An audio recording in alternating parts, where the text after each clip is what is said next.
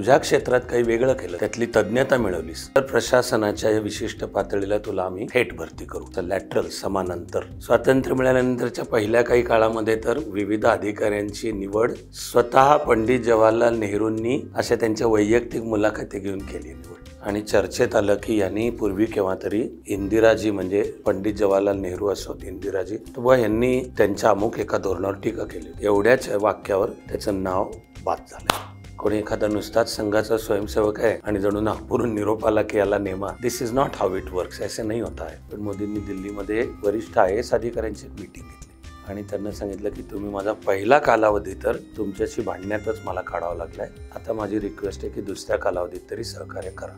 स्पर्धा परीक्षा तयारीच्या आता मी म्हणतोय नावाखाली उमेदीची 8-8, 10-10 वर्ष यात देणे हे मात्र कुठेतरी निश्चित चुकतंय. यात काही शंकाच नाही.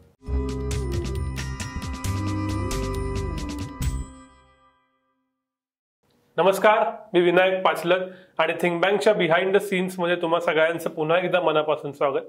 गेले काही दिवस भारतात आणि भारताच्या आजूबाजूला वेगवेगळ्या घटना घडत आहेत. मग ते बांगलादेशमधलं सत्तांतर असेल, नरेंद्र मोदींनी उल्लेख केलेला सेक्युलर सिव्हिल कोड असेल, किंवा अगदी आत्ता लॅटरल एंट्री पासून अगदी पुण्यात होत असणाऱ्या स्पर्धा परीक्षा काढणाऱ्या तरुणांचं आंदोलन असेल.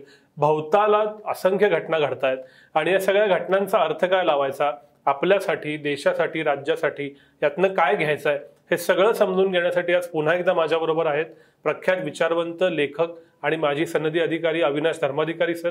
सर, स्वागत आहे तुमचं पुन्हा एकदा थिंक बँक वरती. आणि आपल्याला सेक्युलर सिव्हिल कोड आणि या सगळ्या मुद्द्यांकडे यायचंच आहे. पण अगदी कालच घडले आणि आज आपला एपिसोड रिलीज होतोय म्हणून खूप चर्चा झाली ट्विटरवरती. लॅटरल एंट्री बाबतीत जाहिरात आली, मग ती पाठीमागं घेतली गेली. तर ओव्हरऑल तुम्ही या सेवेत राहिलेला आहात, काय या पद्धतीबद्दल वाटतं? ही आधी होती असंही काही जण म्हणतात, आत्ता नाही आलेली, काय आहे नक्की?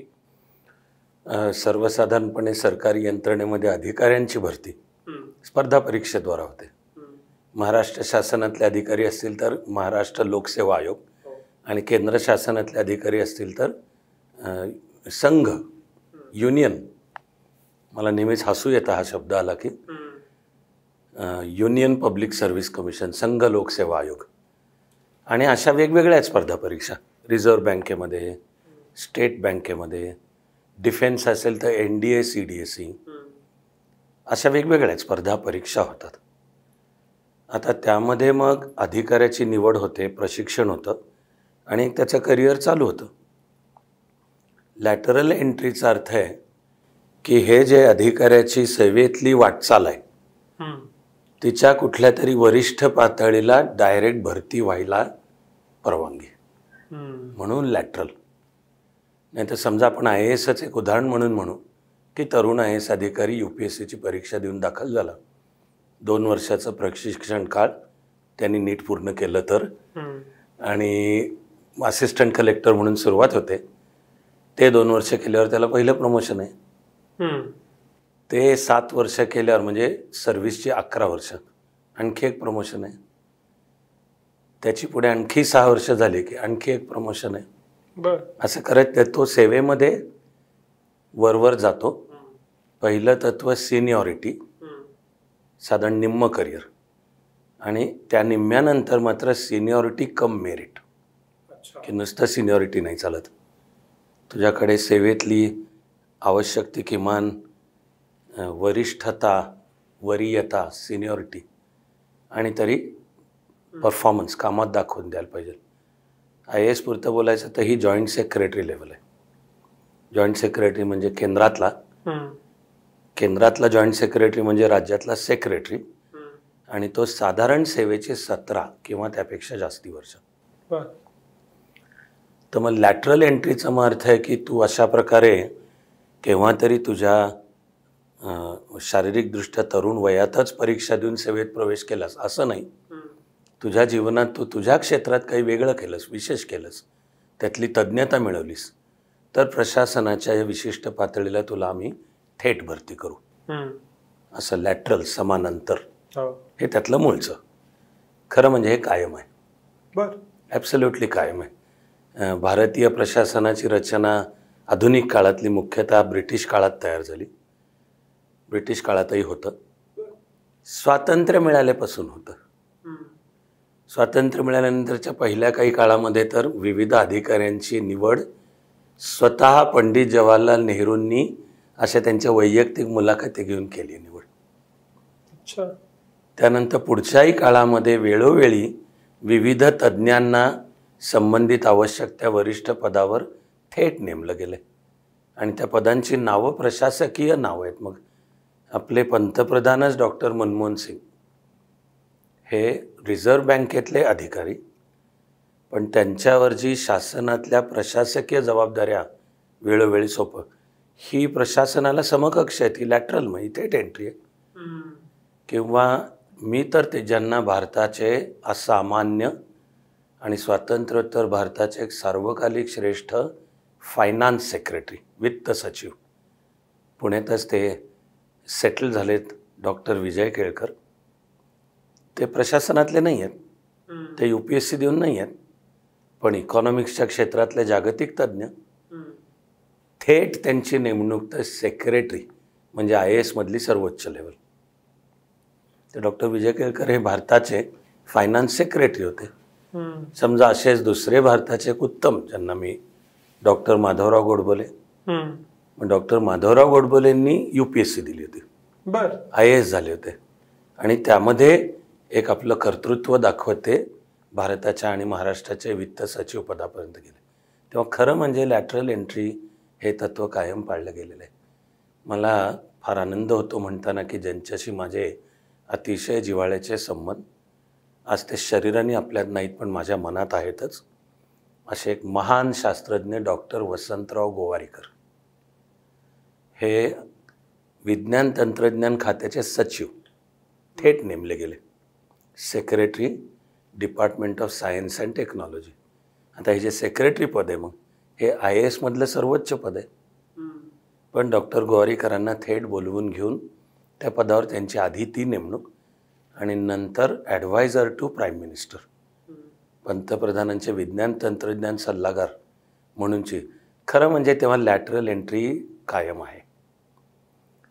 आत्ता जे सगळं बोललं गेलं हे प्युअर पक्षीय राजकारण आहे आणि त्यामध्ये यत्किंचितही मुळातलं तथ्य नाही की जणू लॅटरल एंट्रीमुळे कुठेतरी राखीव जागांवर आघात होणार आहे किंवा हे काहीतरी षडयंत्र कॉन्स्पिरसी आहे त्याविषयीची, असं वगैरे नाही आहे.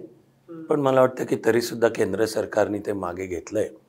थोडा माझा अंदाज आहे की समजा आत्ता 45 जागांकरता जाहीर केलं होतं, तर आता मागे घेऊन ठीक आहे त्या 45त 14% SC, 7-7.5% ST, 27% OBC असं कदाचित केलं जाईल. मी म्हणणारी तसं केलं तर ती स्वागतार्ह गोष्ट, जी देशाची आणि सामाजिक आत्ताची चौकट आहे ती पाहता.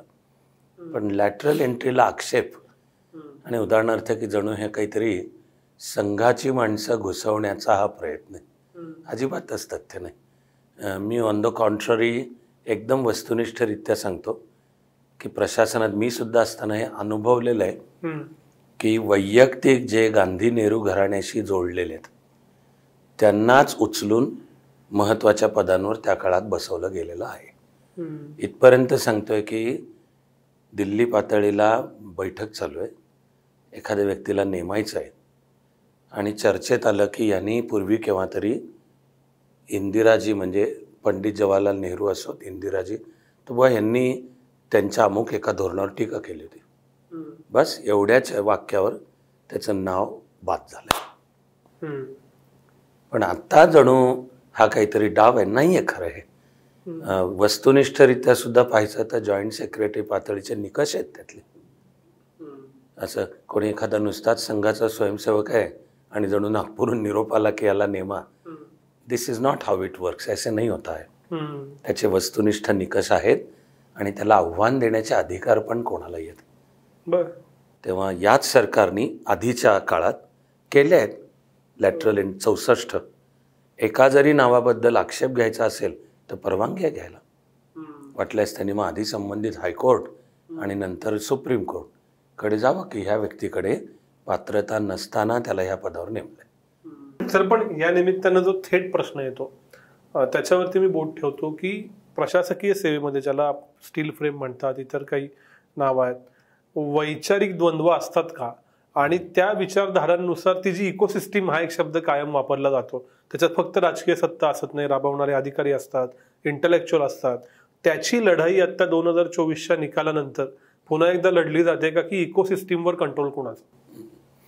तो एक मुळातला मुद्दा आहे की प्रशासनाची नेमकी भूमिका काय आणि ती रचना आपल्या राज्यघटनेत कशी मांडली आहे याची ज्या अधिकाऱ्याला क्लॅरिटी, स्पष्टता असेल, त्याला ह्या प्रकारचं द्वंद्व किंवा इकोसिस्टीमवर कंट्रोल कोणाचा यातला त्याला वाटायचं काही कारण नाही.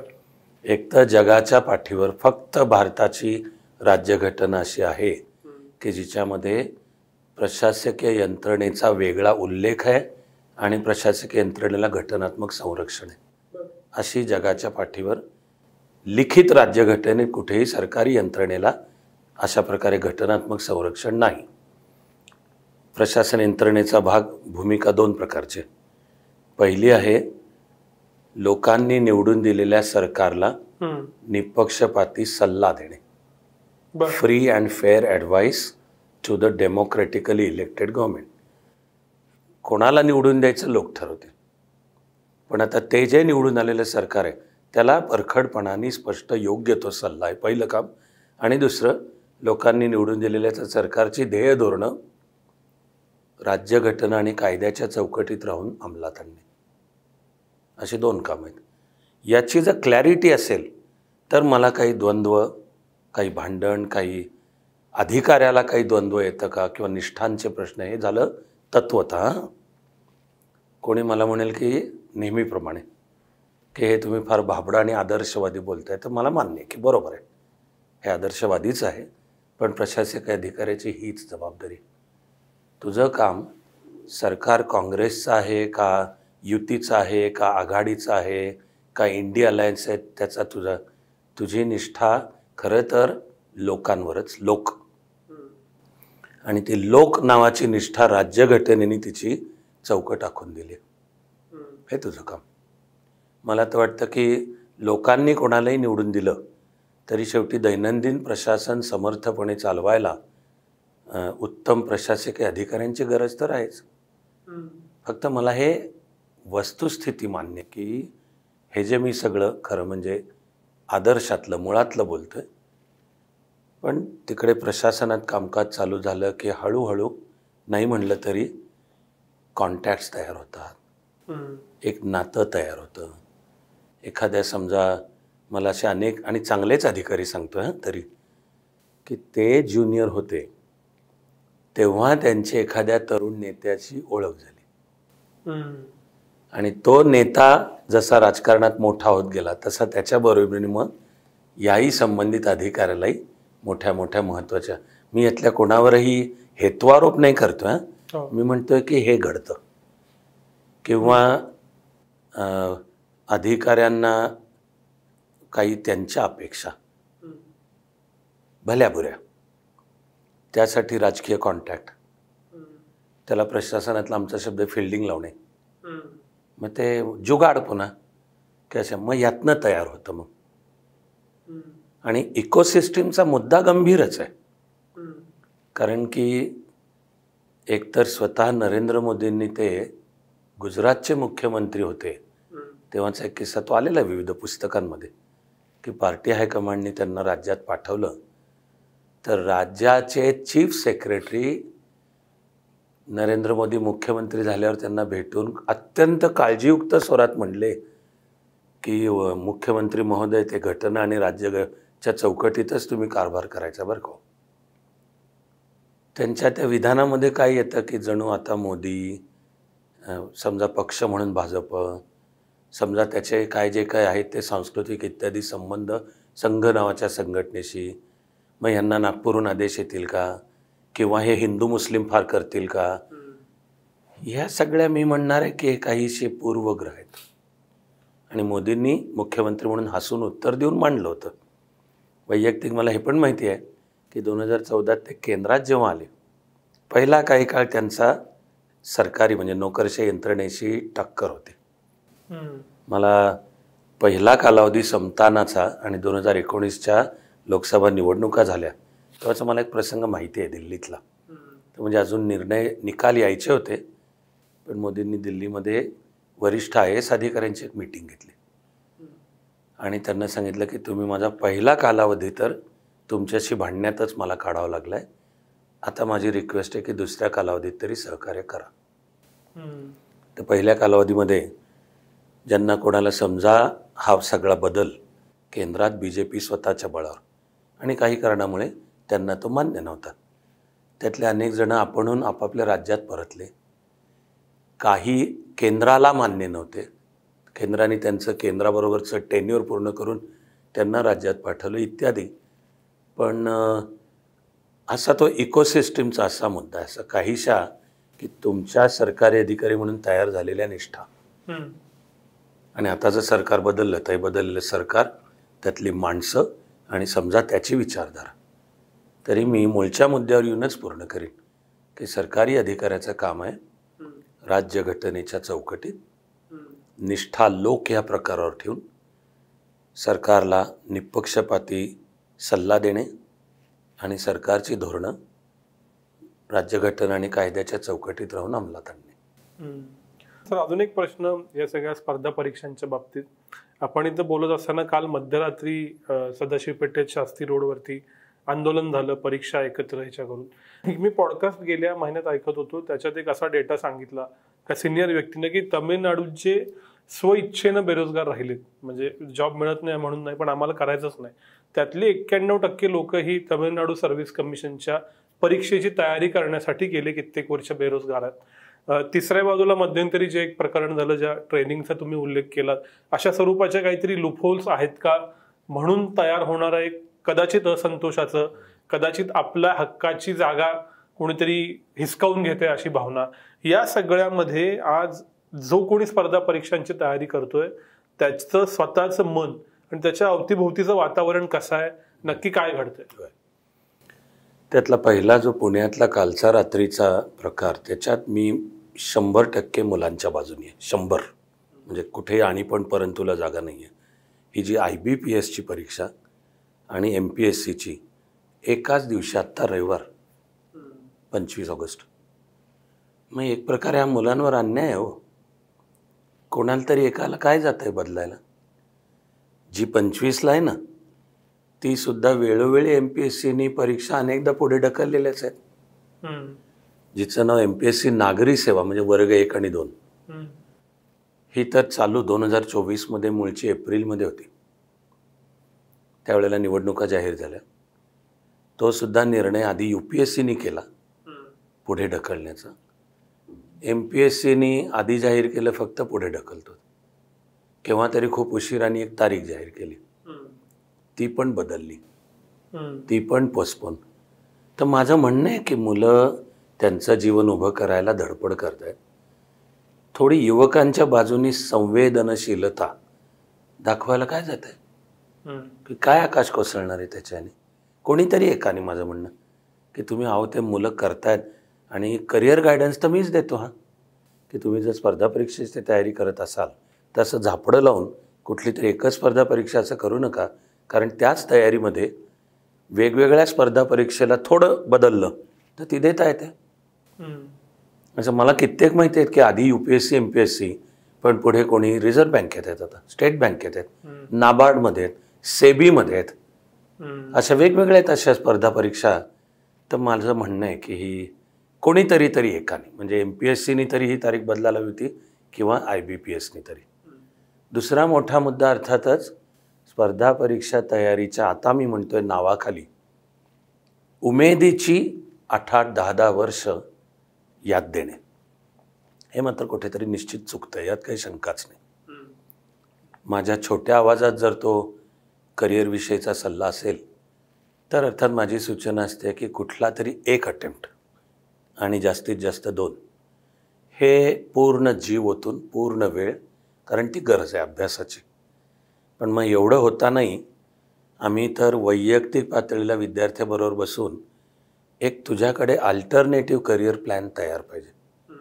त्याला मी नाव दिले जीवनातली विन विन सिच्युएशन, की आयदर वे आय विन. मी स्पर्धा परीक्षेची तयारी करतोय, क्लिअर झाले आय विन. पण ही शेवटी स्पर्धा परीक्षा आहे आणि खरोखरच लाखो बसणार तेव्हा 1000ची निवड होणार. उरलेल्या लाखो मायनस 1000चं काय जीवनाचं. तर ते स्किल आहे आपलं की जीवनाची विन विन सिच्युएशन कशी करणार. तर त्यामुळे असं मी 8-8, 10-10 वर्ष मी काय करतो आहे तर बस स्पर्धा परीक्षाच तयारी करतो आहे. किंवा जे तमिळनाडूचं उदाहरण आहे, मला नाही वाटत याचं यत्किंचितही समर्थन करता येईल.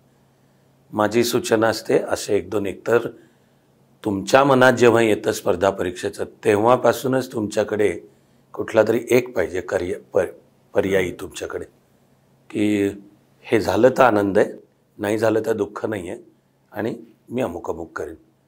दुसरं मी म्हणालो तसं 1 किंवा 2 अटेम्प्ट, यानंतर मग तू काहीतरी दुसरं करत. जसं माझी नेहमीच असते सूचना, थंब रूल आहे की तुमच्या आवडत्या क्षेत्रात PhD पर्यंत शिका. ते PhDला सुद्धा संशोधनाला असा कोणता तरी विषय घ्या की ज्याचा कुठेतरी देश समाजाच्या समस्यांशी संबंध आहे. मी मुलांना सांगत आलो की PhD IAS होण्यासारखंच आहे की तू एखाद्या विषयावर, मला फार आनंद आहे सहज बोलताना अगदीच एकच उदाहरण बोलतोय की आमचाच एक विद्यार्थी आता जागतिक पातळीचा पर्यावरण क्षेत्रातला तज्ज्ञ म्हणून ओळखला जातो. मला माहिती आहे की तो हुशार बुद्धिमान कायमच होता, पण ओके काही आपापली कारण आहेत की स्पर्धा परीक्षा नाही क्लिअर झाला, पण त्यांनी पर्यावरण विषयात PhD पण केलं. United Nations Environment Programme UNEP बरोबर तो काम करतो. आणि असे मी शेकड्यांनी किंवा हजारांच्या भाषेत सांगेन. पण माझी ती सूचना असते ती की आवडत्या विषयातलं. आणि दुसरं एक कुठला तरी पर्याय, कितीही नाही म्हणलं तरी जर मुलगा मुलगी चांगल्या मनाचा असेल तर आयुष्यातली एक वेळ येते की मला आता माझ्या आईवडिलांची काळजी घेता आलं पाहिजे किंवा कोणाला भाऊ आहे, बहीण आहे, घरामध्ये काही परिस्थिती आहे. मला माहिती आहे की चांगली मुलं मोठ्या प्रमाणात करतात हे. त्यामुळे असं काहीतरी 8-8, 10-10 वर्ष मी काय करतोय तर नाही स्पर्धा परीक्षा. इथे कुठेतरी करिअर आणि जीवनाचं नियोजन चुकतं आहे.